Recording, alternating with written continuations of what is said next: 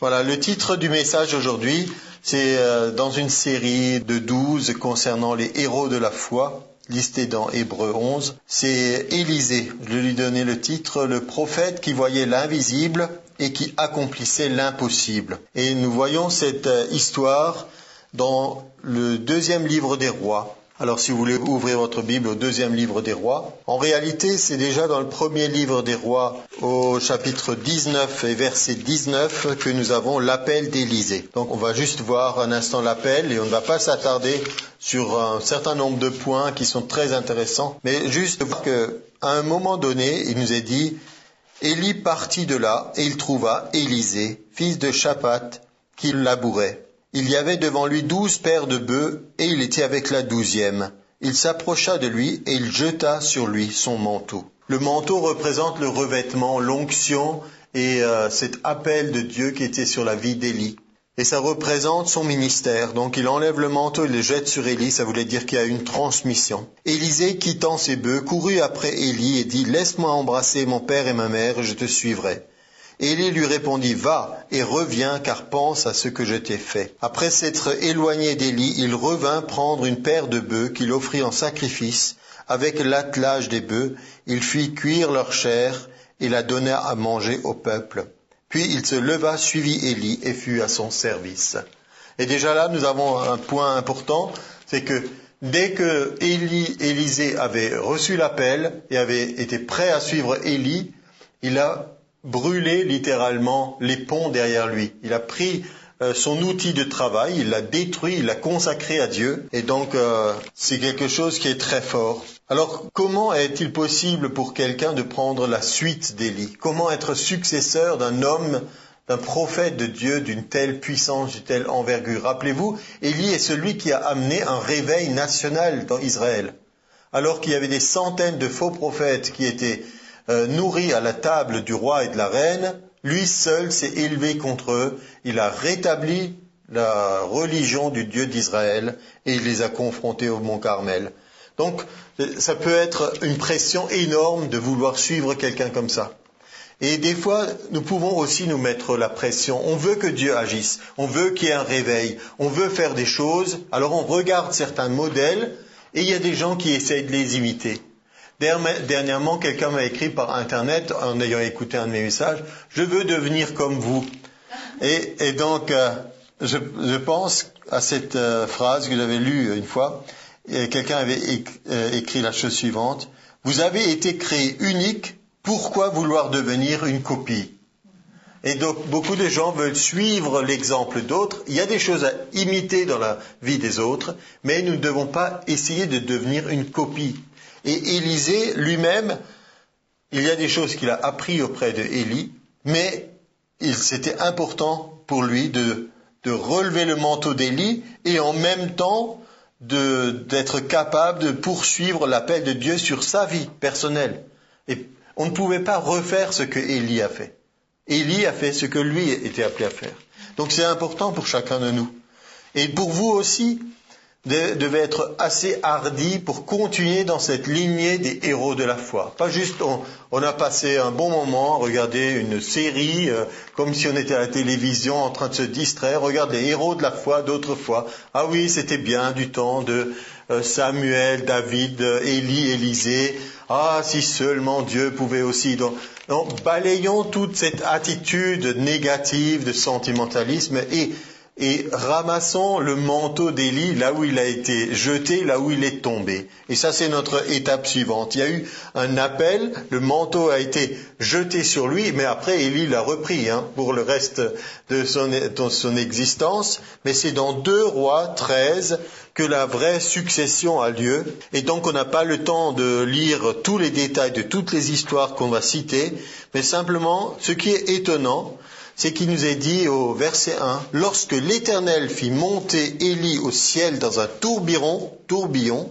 Élie partait de Gilgal avec Élisée. » Et à ce moment-là, tous les fils des prophètes et tous les gens, tout le monde semblait au courant que Élie allait partir aujourd'hui. C'est quand même étonnant. Partout où ils arrivaient, les fils des prophètes disaient à Élisée, est-ce que tu sais qu'aujourd'hui, ton maître va être enlevé? Donc, je veux dire, pour nous, on dit souvent on ne sait pas, etc. Là, c'est des gens qui marchaient avec Dieu, qui avaient reçu des instructions précises, y compris Élie savait que c'était le jour de son départ et que ça allait être particulier. Et donc, Élisée, malgré le fait que Élie voulait l'abandonner dans son chemin en disant « Reste ici, moi je vais vivre mon expérience », Élisée était quelqu'un qui savait s'accrocher dans la foi. Il dit « Moi je ne quitterai pas, moi je veux voir ça, moi je veux être présent ». Et donc ça nous fait toujours penser à cette attitude de Jacob quand il a lutté avec l'ange pendant toute la nuit. « Je ne te laisserai que tu ne m'aies béni ». Tant qu'on n'a pas cette attitude, on ne recevra pas grand-chose dans la vie chrétienne. On essaye de ramasser quelques miettes sous la table, mais c'est l'attitude de « je ne te laisserai que tu ne m'aies béni » qui fait que les gens vivent des choses extraordinaires. Et donc Élisée ne le lâche pas, il ne le lâche pas, et il voit que Élie prend son manteau, verset 8, il le roule et frappe les eaux qui se partagent çà et là. Donc encore, nous voyons une dernière fois la puissance de Dieu qui se manifeste dans la vie d'Élie, au point de partager les eaux du Jourdain. Et donc ils sont passés et maintenant Élie lui dit, demande ce que tu veux que je fasse pour toi. Je vois bien que tu veux pas me lâcher, tu veux quelque chose, tu veux obtenir quelque chose. Qu'est-ce que je peux faire pour toi? Et Élisée dit, qu'il y ait sur moi, je te prie, une double portion de ton esprit. Et Élie dit, tu demandes une chose difficile. Mais si tu me vois pendant que je serai enlevé d'avec toi, cela t'arrivera ainsi, sinon cela ne t'arrivera pas. Donc une première réflexion, la fameuse double onction. Il y aura un transfert d'onction. Il y a quelque chose de l'esprit d'Élie qui va se transférer sur Élisée. Et on va le voir dans un instant. Mais toujours, le manque de profondeur spirituelle, les raisonnements religieux font qu'on prend un petit morceau de verset, on applique à autre chose. Beaucoup de chrétiens actuellement, combien de fois j'ai entendu, nous prions pour une double onction. Mais une double onction de quoi, vous voulez? Vous voulez un double Saint-Esprit? Vous avez l'Esprit de Dieu en vous, vous êtes le temple du Saint-Esprit. Vous recevez un revêtement de puissance. On veut plus de puissance, oui, mais la réalité c'est que l'Esprit de Dieu qui est en nous, nous devons le laisser agir plus. Nous ne sommes pas en train de bombarder les portes du ciel en espérant que Dieu va déverser dans une espèce de baquet d'eau un peu plus de son esprit. Qu'on a eu une portion, maintenant il veut une deuxième portion. On a besoin de réaliser qu'est-ce que ça veut dire. Ici, dans le contexte, nous savons que les prophètes de l'Ancien Testament, ils recevaient une fonction spéciale et en fonction de ce qu'ils avaient reçu comme mandat, ils recevaient une capacité de l'exécuter. Élisée, voyant ce que Élie a accompli, voyant tout ce que ça représentait d'être dans ce ministère, il a dit, moi j'ai besoin de plus de la grâce de Dieu, j'ai besoin de plus de la puissance de Dieu dans ma vie. Et il l'a obtenu. Nous le verrons par la suite. Mais pour nous, c'est un non-sens de prier ainsi. Vous comprenez ça?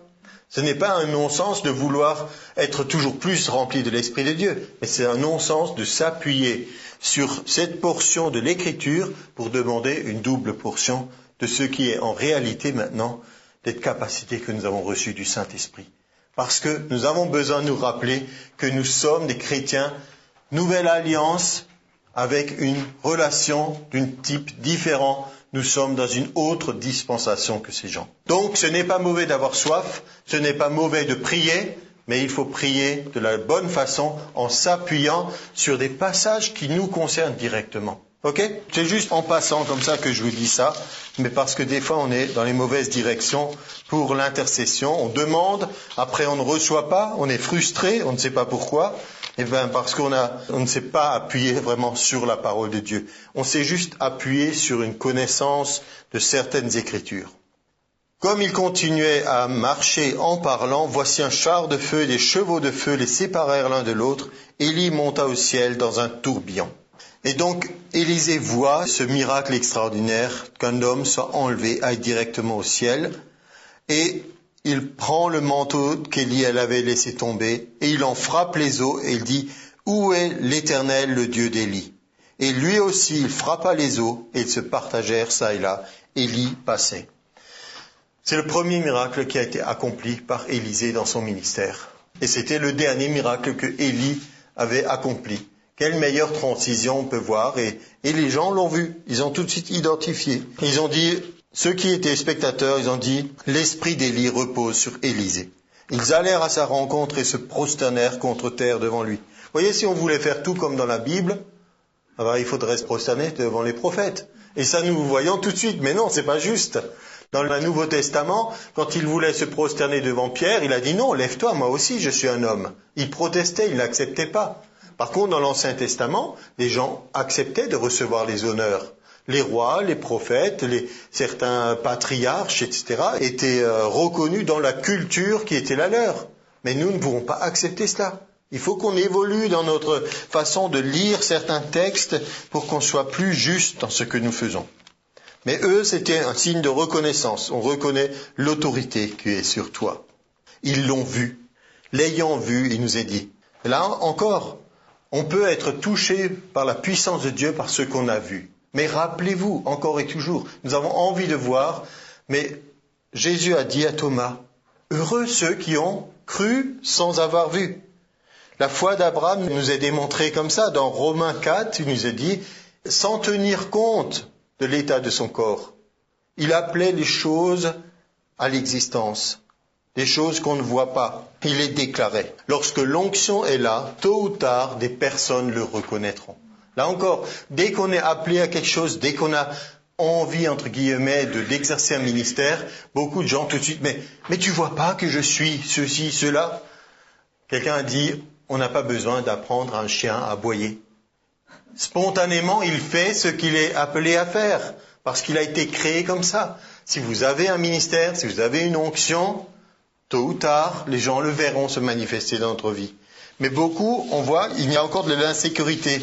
Il n'y a pas cette assurance qui se développe avec l'expérience, et les gens veulent se défendre en disant, mais tu vois pas ce que je suis en train de faire, et alors on se donne des grands noms, des titres à rallonge, etc. Et dans la Bible, nous ne voyons pas ça. Nous appelons les uns apôtre Pierre, apôtre Paul, etc. Mais Pierre, quand il se présentait, il disait, moi, Pierre, ancien comme eux. Il se mettait à un niveau des autres. Il ne cherchait pas à s'élever. L'apôtre Paul, on le voit, il disait, appelé à être apôtre. Ensuite, il dit apôtre par Dieu. Et ensuite, il dit le moindre des apôtres. Et il termine en disant, je suis le moindre de tous les saints. Donc, les gens qui s'élèvent dans leur carrière spirituelle ne cherchent pas à devenir de plus en plus élevés aux yeux des hommes. Mais ils se rendent compte que ce qu'ils ont, ils l'ont par la grâce de Dieu. Comme quand l'apôtre Paul dit, j'ai travaillé plus que tout le monde. Et tout de suite après, il se rattrape en disant, mais non pas moi, mais la grâce de Dieu en moi. C'est toujours cet équilibre entre ce que je peux faire et je reconnais en même temps, ça me vient de Dieu. Donc l'onction est là, et immédiatement il y a un test. À peine il est dans son, on pourrait dire, jeune ministère. Qu'est-ce qu'il a?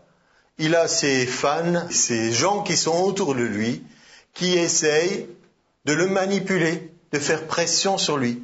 Veux-tu que nous allions chercher le corps d'Élie parce que peut-être l'Éternel l'a pris, l'a jeté sur quelque montagne. Voilà ce qu'ils disent. Élisée dit, c'est pas la peine. Parce qu'il savait qu'il était parti au ciel. Il dit, c'est pas la peine. Ils insistent. Ils disent, bon, allez-y. Pendant 3 jours, ils vont, ils se promènent, ils cherchent. Ils reviennent en disant, on n'a rien trouvé. Il a dit, je vous avais dit de ne pas y aller. Alors, est-ce qu'il a cédé? Est-ce qu'il a été faible? Il aurait dû dire, non, c'est pas la peine, vous n'y allez pas. Mais des fois, il faut aller laisser les gens chercher, puisqu'ils ne seront pas convaincus tant qu'ils n'auront pas eux-mêmes été au bout de leur recherche. Donc, certains ne veulent ni écouter, ni se laisser persuader. Il faut qu'ils se fatiguent inutilement d'abord. Pendant 3 jours, ils ont perdu du temps, inutilement. Et c'est notre réalité, on peut tous s'y mettre. Des fois, Dieu nous dit quelque chose, on ne veut pas le croire. On dit, mais je vais quand même y aller chercher. Et on cherche, jusqu'à ce qu'on revienne. On dit, il n'y a rien. Ben, Dieu dit, oui, je te l'avais dit depuis le début. Jonas a essayé d'aller très loin, loin de la volonté de Dieu. Il a dépensé de l'argent pour partir en bateau, etc. Il s'est retrouvé finalement à l'endroit où Dieu le voulait. Heureusement que Dieu est bon et qu'il nous donne quand même la deuxième chance pour pouvoir nous rattraper. Donc avec ce qu'on a dit jusqu'à présent, on a vu juste le premier miracle de Élisée. Mais il y en a plein qui vont suivre. Et je vais aller rapidement pour certains, mais vous pourrez relire ces histoires. Et j'espère qu'en les relisant, vous allez vous rappeler de certaines choses qu'on aura partagées ce matin. Le deuxième miracle, c'est dans une ville, il y avait des eaux qui étaient mauvaises, et il nous est dit le pays est stérile. Et donc Élisée dit, apportez-moi un plat neuf et mettez-y du sel. Ils lui apportèrent, il alla vers la source des eaux, il jeta du sel et dit, ainsi parle l'Éternel, j'assainis ces eaux, il n'en proviendra plus ni mort ni stérilité. Et les eaux furent assainies jusqu'à ce jour, selon la parole qu'Élisée avait prononcée. Deuxième miracle, donc assainir des eaux. Et donc cette chose extraordinaire nous fait penser à deux choses. Premièrement, un plat neuf. Dieu veut être servi en premier. Il faut que nous ayons en nous cette notion des prémices. C'est Dieu d'abord. Des fois, on veut lui donner le rebut de ce qu'on n'a plus besoin. Ah, ça pourrait être bien pour la mission parce que c'est vieux et qu'on s'en sert plus. Ça, c'est vraiment complètement contraire à la pensée de Dieu. Il veut être servi en premier, honoré, et ensuite il dit « j'honorerai celui qui m'honorera ». Donc, il y a une notion de prémices et de choses neuves. Matthieu 9, 17 dit « il faut mettre le vin nouveau dans des outres neuves ». Il y a quelque chose, quand on sert Dieu, on veut lui donner le meilleur. Et ensuite, la notion du sel. Matthieu 5, 13, il dit « vous êtes le sel de la terre, vous empêchez la corruption ». Quand vous êtes quelque part, vous agissez pour que là où il n'y avait plus rien, le pays est stérile, les eaux sont mauvaises, vous soyez cet élément qui transforme la vie des gens. Et surtout de réaliser, à un moment donné, il y a le fameux « ainsi parle l'Éternel ». Il y a une parole de Dieu qui est prononcée. Mais Élisée l'avait prononcée, c'est ça qui est important. Pourquoi Dieu ne fait pas du miracle du haut des cieux incognito? C'est parce qu'il veut montrer justement aux gens qui il est, sa bonté, qu'il est là, qu'il les a pas abandonnés. Beaucoup de gens disent « mais que fait Dieu? Pourquoi il fait rien ?» Mais il fait des choses, il fait beaucoup, mais les gens ne le veulent pas, ne le reconnaissent pas. C'est pour ça que c'est important pour nous à la fois de parler et d'agir. Quand nous agissons, nous expliquons pourquoi nous agissons. Et quand nous parlons, nous confirmons la parole par les actes. Il y a une puissance extraordinaire dans la parole. Et nous l'avons dit et répété. Et nous le voyons tout de suite se confirmer dans la suite. Au verset 23, il monta de là à Béthel et comme il cheminait à la montée, des jeunes adolescents ou enfants se moquaient de lui. Et il nous est dit, il se retourna pour les regarder et il les maudit au nom de l'Éternel. Alors 2 ours sortirent de la forêt et déchirèrent 42 de ces adolescents. Et ça, c'est un passage un peu difficile pour nous, là encore, parce que nous voulons donner l'image d'un Dieu qui est aimant, qui ne veut pas punir ou détruire ou juger. Jésus a dit, je ne suis pas venu pour juger, mais pour sauver. Donc, comment pouvons-nous expliquer ça? Mais la puissance de la parole, elle est là. Elle marche dans un sens comme dans l'autre. Nous n'avons pas à juger maintenant Élisée sur ce qu'il a fait, mais nous avons nous placer à nous-mêmes dans notre contexte. Ce qui est important, c'est pas est-ce que je dois faire comme Élisée ou non. C'est de réaliser que nous avons de nouvelles instructions. Jésus a dit à un moment, « Il vous a été dit que, mais moi je vous dis que. » Il y a des choses qui étaient, mais que Jésus a remplacées. Il était coutume dans l'Ancien Testament, dans les peuples, de maudire, y compris, vous vous rappelez l'histoire de Balaam et de Balak, on avait appelé cet homme pour maudire le peuple. C'était dans leurs coutumes et leurs croyances. Mais il y a des choses que nous ne sommes pas appelés à imiter. Et la Bible nous dit que dans Jacques 3, 9 et 10, de la même bouche sortent la bénédiction et la malédiction, mais il ne faut pas qu'il en soit ainsi. C'est ça qui est important. Bénissez et ne maudissez pas. Dans Luc 9, 51 et 56, c'était l'épisode où les disciples voulaient que le feu du ciel tombe sur les Samaritains qui ne voulaient pas accueillir Jésus. Et pour ça, ils s'inspiraient d'un exemple biblique, où Élie a fait tomber le feu du ciel sur ses adversaires. Et là, Jésus encore a dit, « Vous ne savez de quel esprit vous êtes animés. » Donc pour nous, c'est bien de puiser dans les exemples de la Bible, c'est bien d'imiter les héros de la foi, mais en même temps, c'est beaucoup mieux de savoir juger aussi de qu'est-ce qui est un exemple à suivre, qu'est-ce qui est simplement une illustration de quelque chose, et qu'est-ce qui est maintenant mon mandat mon engagement que je dois prendre dans ma position d'enfant de Dieu, né de nouveau, avec une alliance par le sang de Jésus. Et pour nous, qu'est-ce qu'il est dit? Par exemple, Romains 12, 19, le Seigneur dit « À moi la vengeance, à moi la rétribution ». Donc pour nous, il n'est pas question de maudire ou d'appeler du jugement sur des personnes. Nous laissons ça à Dieu. Et en même temps, pour terminer sur ce petit épisode, on peut se rappeler de Galates 6, 7, où il nous est dit « On ne se moque pas de Dieu. Ce qu'un homme aura semé, il le moissonnera aussi. » C'était très audacieux de leur part, de ces jeunes gens, d'oser se moquer du prophète de Dieu. Quand on voit l'envergure de ces hommes, la pression qui était sur eux et l'importance de leur ministère, ce n'était pas une petite chose de leur manquer de respect.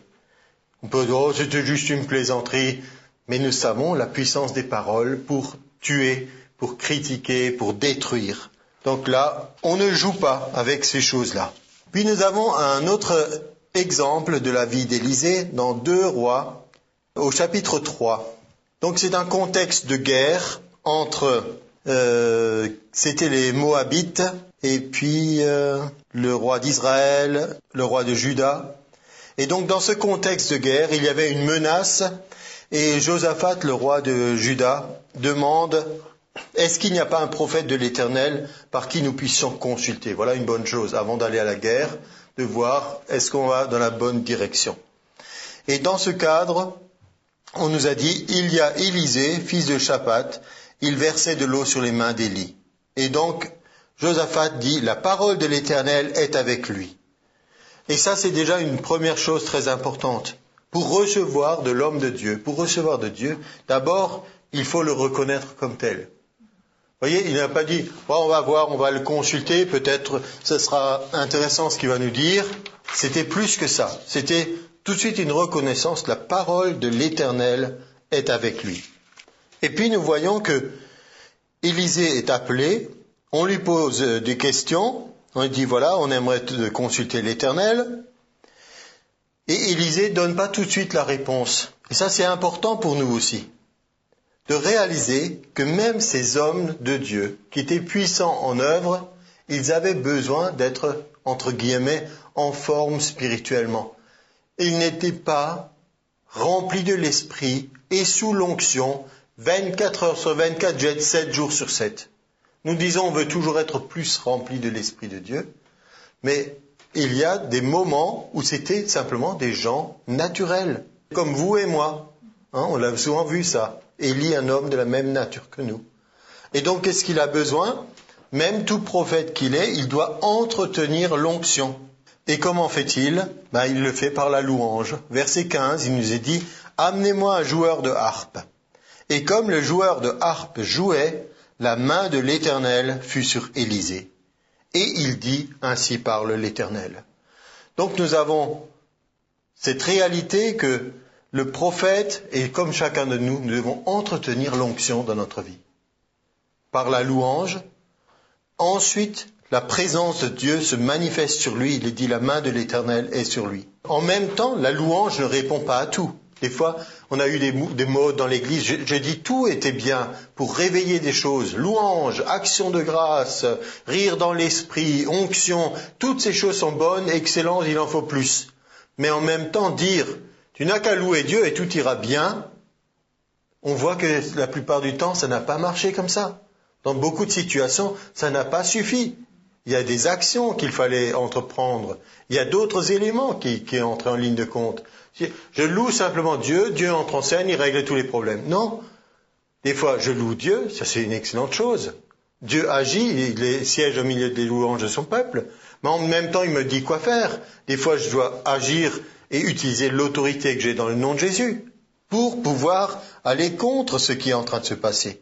Donc, la louange est excellente, mais elle ne répond pas à tout. Ce n'est pas juste une mode, louange et remercier et tout ira bien. Ensuite, au troisième point, donc on a vu la louange, la main de Dieu qui est sur lui. Il y a une révélation. Dieu lui montre quoi faire. Creuser des fosses. Ça semble un peu bizarre, comme façon de mener cette bataille et de sauver les armées. Creuser des fosses. Et donc il est dit que la parole, elle est déclarée. Ainsi parle l'Éternel. Et puis il fallait agir. Il fallait que quelqu'un, physiquement, concrètement, aille creuser des fosses. Et on a vu la délivrance de Dieu. Donc quelle était la délivrance de Dieu? Et c'était au moyen de cette façon dont il a donné de creuser des fosses. Il y a eu de l'eau qui a rempli toutes ces fosses. Et quand les rois ennemis sont venus, le reflet qu'ils ont vu de l'eau avec le soleil, ça les a fait penser à une mare de sang immense. Et ils se sont dit, il y a eu une bataille géante. Les rois se sont entretués entre eux. Et donc ça les a induits en erreur. Et la délivrance de Dieu a pu avoir lieu. Donc c'était quelque chose qui est à la fois surnaturel et avec des choses que nous pouvons concevoir. Donc c'est important de réaliser cette façon au quotidien. Élisée recevait des pensées de Dieu, mais de temps en temps, il avait besoin aussi lui-même de se renouveler. Un miracle suivant. Nous passons au chapitre 4. Une femme d'entre les fils des prophètes cria à Élisée en disant, « Ton serviteur, mon mari, est mort, et tu sais que ton serviteur craignait l'Éternel. Or, le créancier est venu pour prendre mes 2 enfants et en faire ses esclaves. » Donc c'est le fameux miracle de l'huile de la veuve. Et là, qu'est-ce qui est intéressant pour nous? C'est de voir dans les versets suivants, la première chose que Élisée demande, c'est « Que puis-je faire pour toi ?» Et ça, nous avons besoin de le réaliser aussi. Dieu a tellement de choses qu'il voudrait faire pour nous. Et il voit nos besoins. Des fois, on dit « Seigneur, tu vois mes besoins ». D'accord, c'est bien de dire ça, mais ça ne résout rien du tout et ça ne fait pas avancer quoi que ce soit. Il connaît nos besoins, mais à un moment donné, il faut qu'il s'exprime. Et Jésus va poser la même question. Quand il est en face d'un malade, des fois il dit « Que veux-tu que je te fasse ?» Qu'est-ce que tu veux? Il y a besoin d'un accord entre le ciel et la terre, entre nous et Dieu, sur ce qui va se passer dans notre vie. Que puis-je faire pour toi? Dieu veut qu'il y ait un accord entre nous et lui sur ce qui va se passer dans notre vie.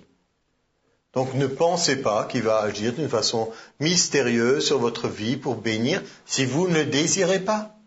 Si vous n'avez pas soif, si vous ne voulez rien de plus de Dieu, c'est ce que vous aurez. Rien de plus. Mais ne vous plaignez pas d'être dans la situation dans laquelle vous êtes. Ensuite, qu'as-tu à la maison? Deuxième question. Qu'est-ce que tu as? Souvent, on veut plus de Dieu. C'est comme si nous sommes dans cette situation de cette société de gens qui sont, chez nous du moins ici, perpétuellement insatisfaits. À peine on a une chose, on désire une autre. Et si on a une chose, on veut une plus grande chose, etc. On veut tout le temps des choses, des choses et des choses. Et finalement, on est quand même totalement insatisfait. Parce que la réponse, elle n'est pas dans ce que nous recherchons. Qu'as-tu à la maison? À peine on a quelque chose, on voudrait quelque chose d'autre. Mais que fais-tu avec ce que tu as déjà? Et dans l'Église, c'est la même chose. Des gens désirent des positions, des dons spirituels, et faire ceci et faire cela comme l'autre fait, alors qu'ils ne développent pas, qu'ils n'utilisent pas, la plupart du temps, les dons que Dieu leur a donnés, et qui sont tout autant de qualité. Qu'as-tu à la maison? Donc elle dit, voilà, j'ai juste un peu d'huile dans un vase. Alors vient une instruction. Et cette instruction, elle est reçue sans savoir ce qui va se passer. Il dit, cherche des vases, cherche chez des voisins. Et donc, on pourrait dire, doucement, avant que je cherche des vases, je veux d'abord comprendre ce qui va se passer. Avant, je ne bougerai pas. C'est souvent notre attitude. Je veux tout comprendre, comment Dieu va faire, comment il va s'y prendre, etc., avant de faire le premier pas. Mais là, nous voyons quelqu'un qui est assez intelligent pour dire, si le prophète me dit de faire ça, je vais le faire. Si la parole de Dieu te dit de faire quelque chose, tu vas le faire. Et pas d'abord essayer, on veut tout analyser, et après on arrive à la conclusion, non, c'est pas possible. N'en demande pas un petit nombre. Là encore, notre bénédiction est en fonction de ce que nous allons mettre en route. Certains reçoivent peu, mais parce qu'ils attendaient peu, ou ils ont mis peu en pratique, ou ils ont semé peu. Mais ici, nous avons besoin de gens qui savent attraper la vision. Quand le prophète dit, ne demande pas un petit nombre, je vais en prendre un maximum. Ésaïe 1,19 dit, si vous êtes docile et si vous avez de la bonne volonté, vous mangerez les meilleurs fruits du pays. Les meilleurs. Des fois, on veut le meilleur, mais on n'est pas prêt à faire ce qu'il faut pour. Donc, ça ne veut pas dire qu'on ne mange pas, mais pas les meilleures choses. spirituellement parlant aussi. Et ensuite, il nous est dit, quand tu seras rentré, tu fermeras la porte sur toi et tes enfants. Protège ton miracle. C'est pas, j'ai reçu quelque chose de Dieu, blablabla, j'en parle partout autour de moi. Il y a un moment pour protéger le miracle, pour qu'il puisse grandir, se développer, et que vous puissiez recevoir de Dieu ce qu'il vous a promis et ce que vous êtes en train de recevoir. Et ensuite, il nous est dit, qu'est-ce qu'elle a fait? Elle a fermé la porte sur elle et ses enfants, il présentait les vases et elle versait, exactement selon l'instruction de l'homme de Dieu. Lorsque les vases furent pleins, elle dit à son fils, « Présente-moi encore un vase. » Mais il répondit, « Il n'y a plus de vase. » Et l'huile s'arrêta. Donc l'huile s'est exactement arrêtée à leur capacité de recevoir. Leur capacité de recevoir, c'était jusqu'où ça allait. Et ce qui est intéressant, c'est, il nous est dit, « Va vendre l'huile, paye ta dette, et c'est tout. » Non, c'est pas tout. « Et tu vivras, toi et tes fils, de ce qui restera. » Et combien de temps? 1 jour? 2 jours? À votre avis? Non, toujours tu vivras. Alors imaginez ce que c'était comme miracle. C'est pas seulement la dette effacée, mais en plus il y a une provision pour l'avenir. Peut-être on passe un peu facilement sur des lectures d'une ligne comme ça. Tu vivras, toi et tes fils. Imaginez, quelqu'un vous donne maintenant, peut-être quelqu'un qui écoute est dans l'abondance et ça lui pose pas de problème. Il y a des millions sur le compte en banque, tant mieux pour lui. Mais d'autres, ils ont peut-être rien ou ils se demandent ce qui va se passer pour l'avenir. Mais quelqu'un vous annonce et maintenant, tu es assuré jusqu'à la fin de tes jours. Tu vas jamais manquer de rien. Beaucoup diront, c'est merveilleux. Là, c'était le cas. C'était le cas pour qu'on réalise l'ampleur du miracle. C'était pas tu vivras pendant 1 ou 2 jours, ou 1 semaine ou 1 an. C'était suffisamment pour qu'elle puisse avoir avec ses fils. La Bible le dit, donc je le crois. Un autre miracle de Élisée, le miracle de la résurrection du fils de la Sunamite. Donc dans 2 Rois 4, l'histoire suivante, à partir du verset 8, c'est qu'il y a une femme qui a eu cette idée d'honorer l'homme de Dieu. Elle a dit, voilà, il y a toujours à son mari, il y a toujours cet homme de Dieu qui passe chez nous, et c'est un saint homme de Dieu, on va l'honorer, on va lui faire une petite chambre, et il pourra se reposer, et tout ça. Et donc, pensons à ça. Honorer un véritable, ou une véritable homme de Dieu ou femme de Dieu, apporte la bénédiction dans notre vie. La Bible nous dit que nous devons prendre soin les uns des autres, mais qu'il y a une réalité spirituelle qui est exprimée dans Matthieu au chapitre 10. Je vais vous le lire. Au verset 40, « Celui qui vous reçoit me reçoit, et celui qui me reçoit reçoit celui qui m'a envoyé. Et celui qui reçoit un prophète en qualité de prophète recevra une récompense de prophète. Et celui qui reçoit un juste en qualité de juste recevra une récompense de juste. Et quiconque donnera seulement un verre d'eau froide à l'un de ces petits parce qu'il est mon disciple, je vous le dis en vérité, il ne perdra point sa récompense. » Donc c'est pas juste quelque chose que j'extrais de l'Ancien Testament et j'en fabrique une doctrine, mais c'est le Seigneur Jésus qui a repris ce principe et qui l'a expliqué comme une loi spirituelle.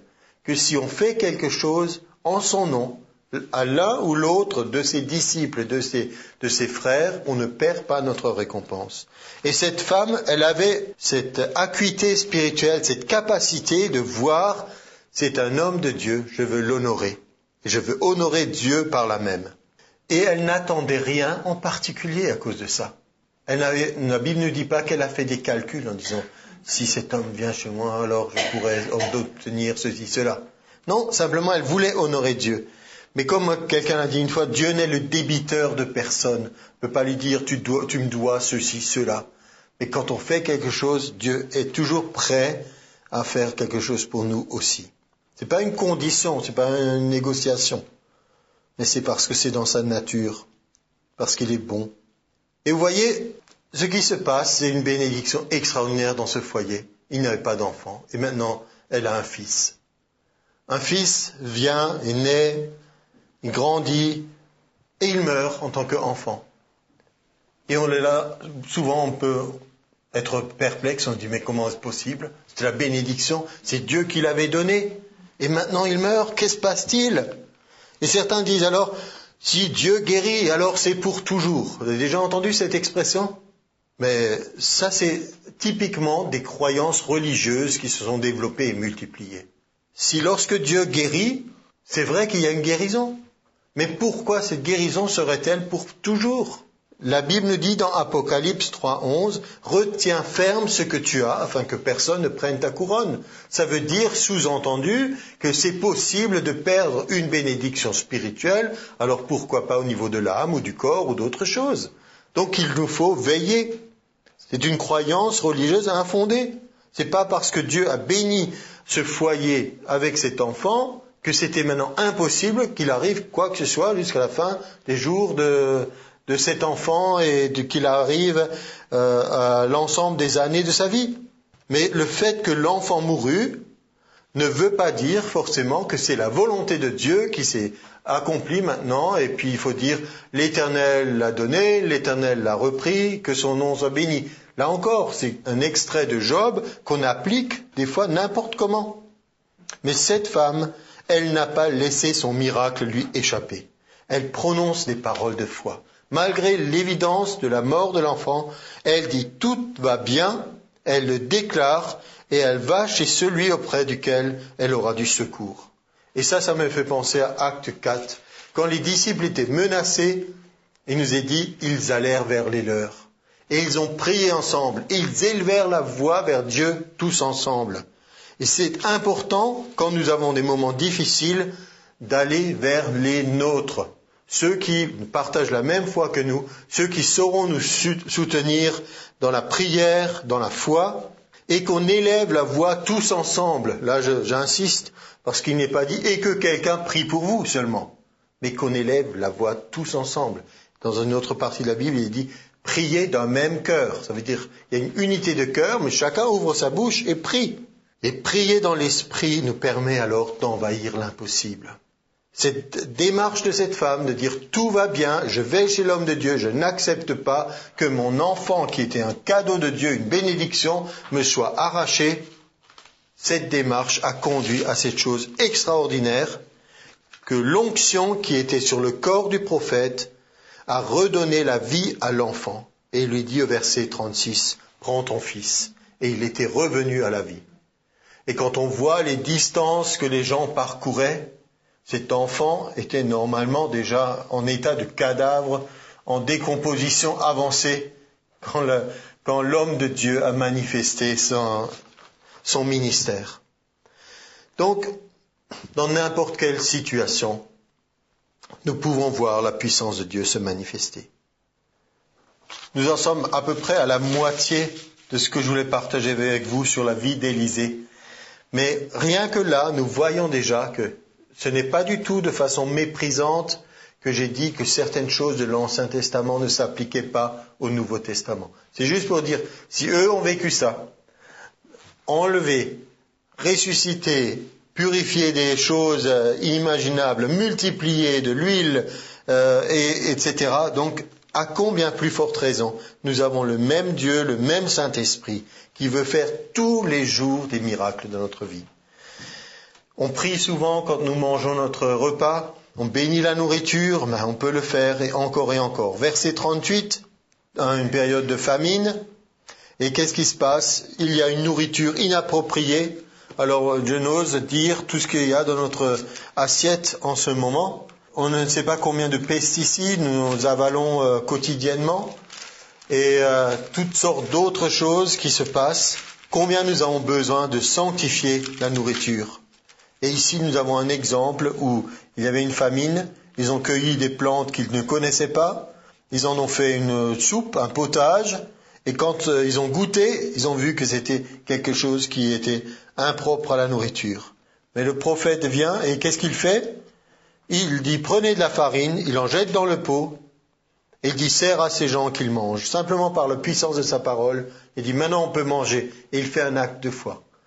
Je ne pense pas qu'on puisse trouver, même avec des études scientifiques poussées, qu'il y ait une vertu dans la farine qui permet de prévenir tout empoisonnement.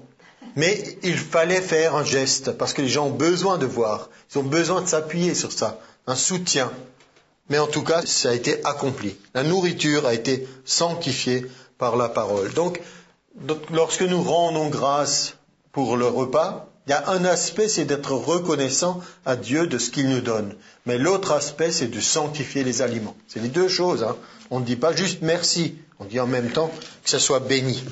Puisqu'on est dans le contexte de famine et de nourriture, un peu plus loin, il nous est dit qu'un homme est arrivé, il avait du pain des prémices. Il apporta du pain des prémices à l'homme de Dieu. Il a apporté 20 pains d'orge et des épis nouveaux dans son sac. Et Élisée dit, donne à ces gens et qu'ils mangent.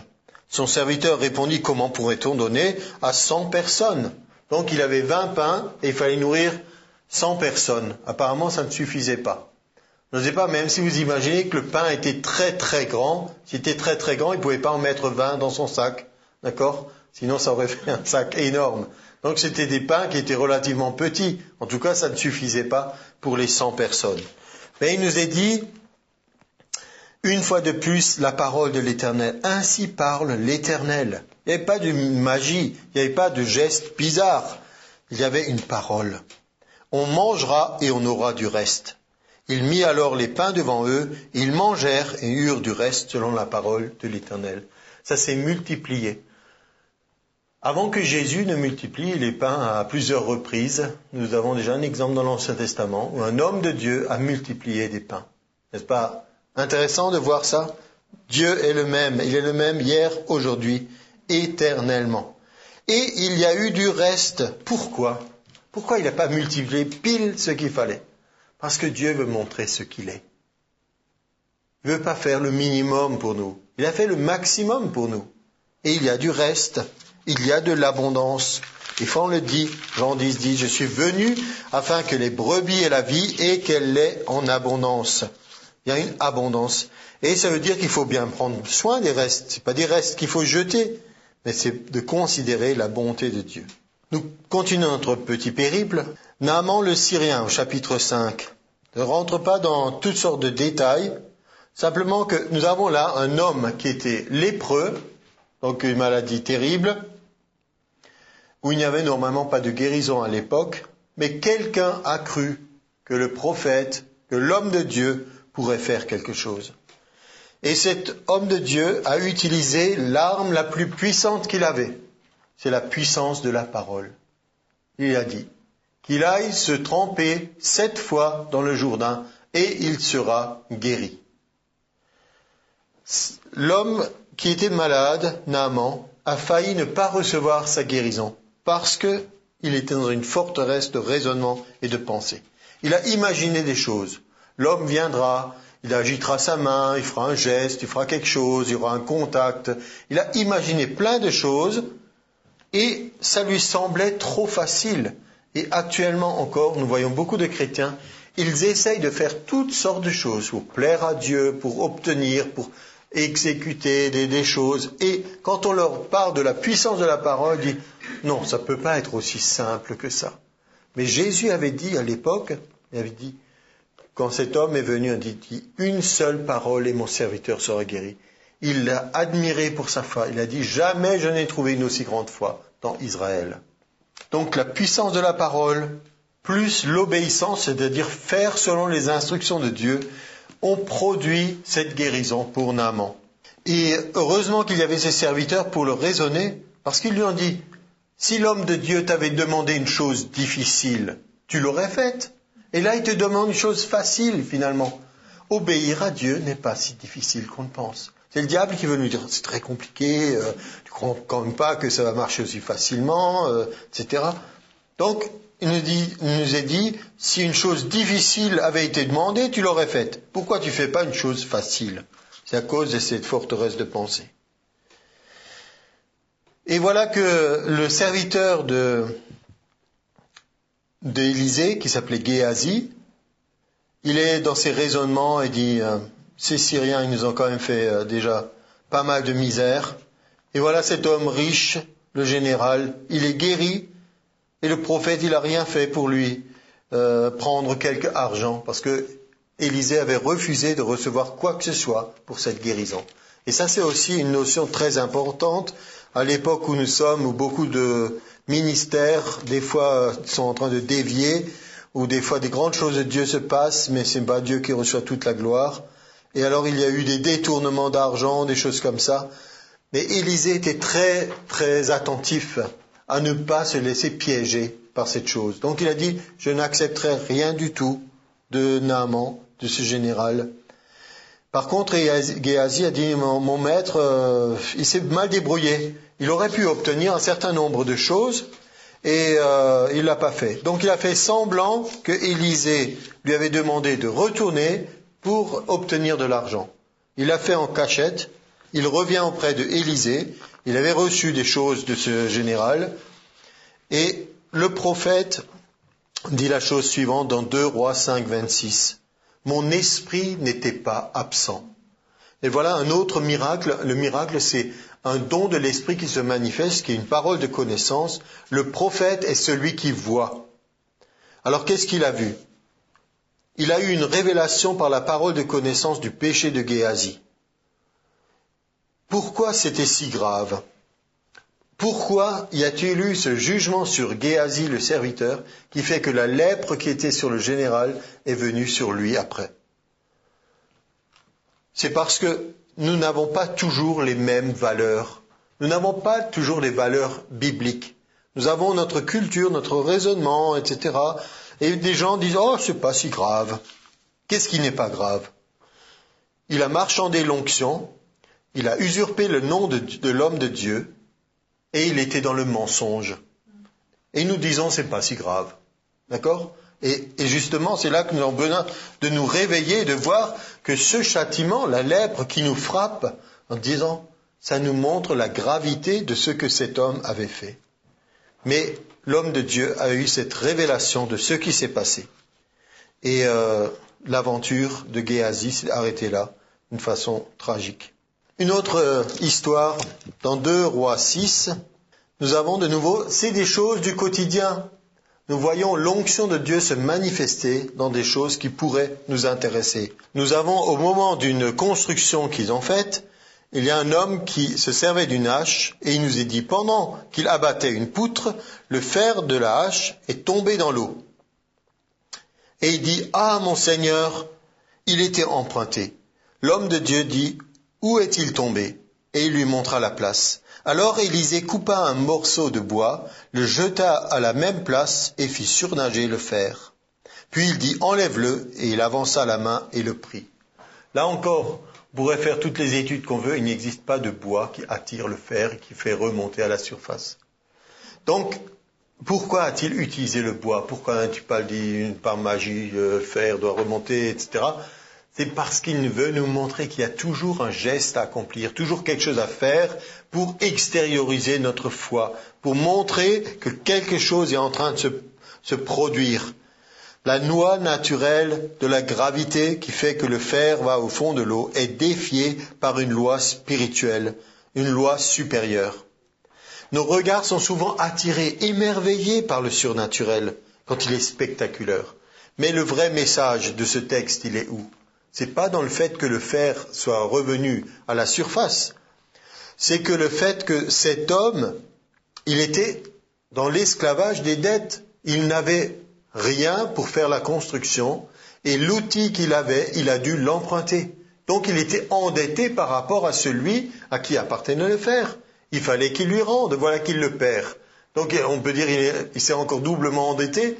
Et il n'a rien et en plus maintenant il faut qu'il rembourse le fer qui n'était même pas à lui. Et voilà que, à la lumière du Nouveau Testament, de ce que Jésus a dit dans Luc 4, 18, nous comprenez ce qui est en train de se passer réellement.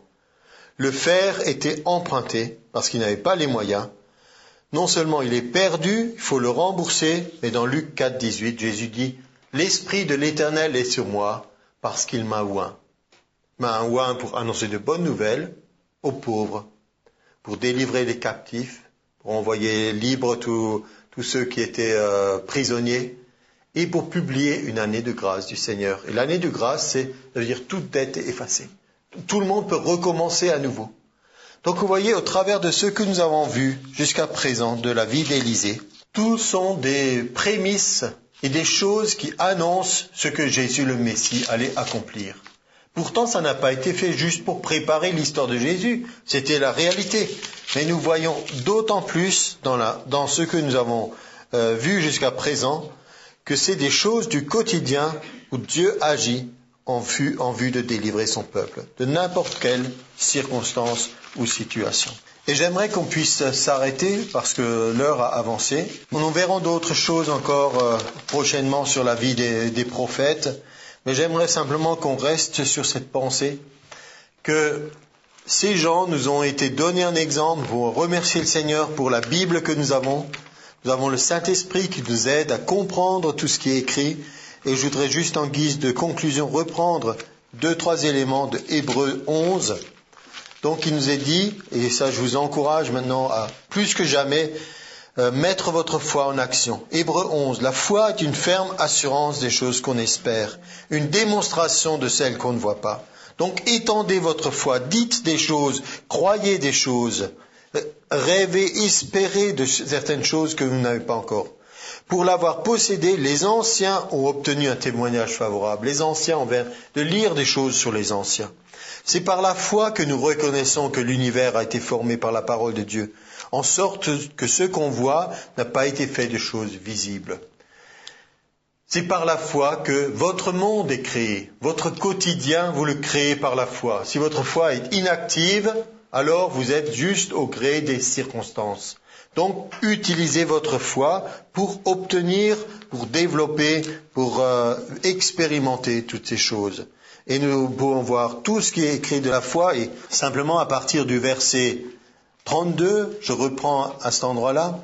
Que dirais-je encore? Le temps me manquerait pour parler de Gédéon, Barak, Samson, Jephthé, David, Samuel et des prophètes que nous avons vus, Élie, Élisée. Alors qu'est-ce qu'ils ont fait? Ils ont par la foi vaincu des royaumes, exercé la justice, obtenu des promesses, fermé la gueule des lions. Ils éteignirent la puissance du feu, échappèrent aux tranchants de l'épée, guérirent de leur maladie et furent vaillants à la guerre, mirent en fuite des armées étrangères. Donc toutes ces choses que nous avons vues, nous avons besoin de les entretenir constamment en nous parce que notre Dieu est le même hier, aujourd'hui, éternellement. Et il nous est dit au verset 39, tous ceux-là, à la foi desquels il a été rendu témoignage, ils n'ont pas obtenu ce qui leur était promis. Nous avons vu beaucoup de réalisations des promesses, mais ils n'ont pas encore obtenu tout ce qui était promis, et nous non plus. On n'a pas tout ce qui est promis parce que Dieu a en vue quelque chose de meilleur pour nous, afin qu'ils ne parviennent pas sans nous à la perfection. Donc nous sommes en route vers la perfection. On veut parvenir à la perfection. La perfection, c'est le salut parfait. Esprit, âme et corps, voir Dieu face à face, être vis-à-vis dans sa présence. Et donc on court vers ce but. Et pour ce but, nous avons toutes ces armes que Dieu nous a données, dans toutes ces capacités que nous pouvons exercer et de vivre au moins les choses qu'ils ont vécues dans l'Ancien Testament. D'accord? Alors prions pour cela. Seigneur, nous te demandons, et aussi particulièrement par rapport à tout ce que nous avons pu échanger sur les héros de la foi, nous te demandons non pas de simplement nous complaire dans le fait d'avoir lu des histoires extraordinaires, mais de réaliser à quel point tu étais proche de ces personnes ou que ces personnes étaient proches de toi, et ont pu vivre le miracle de Dieu dans leurs besoins quotidiens. Et nous prions que cette même pensée nous habite constamment, que tu es présent avec nous, que tu es prêt à intervenir, que tu veux être encore ce même Dieu puissant qui étend sa main, qui nous saisit et qui nous permet de vivre des choses extraordinaires. Pas seulement pour nous-mêmes, mais aussi nous voyons comment ces hommes et ces femmes de foi ont béni des personnes qui étaient autour d'elles. Au nom de Jésus. Amen.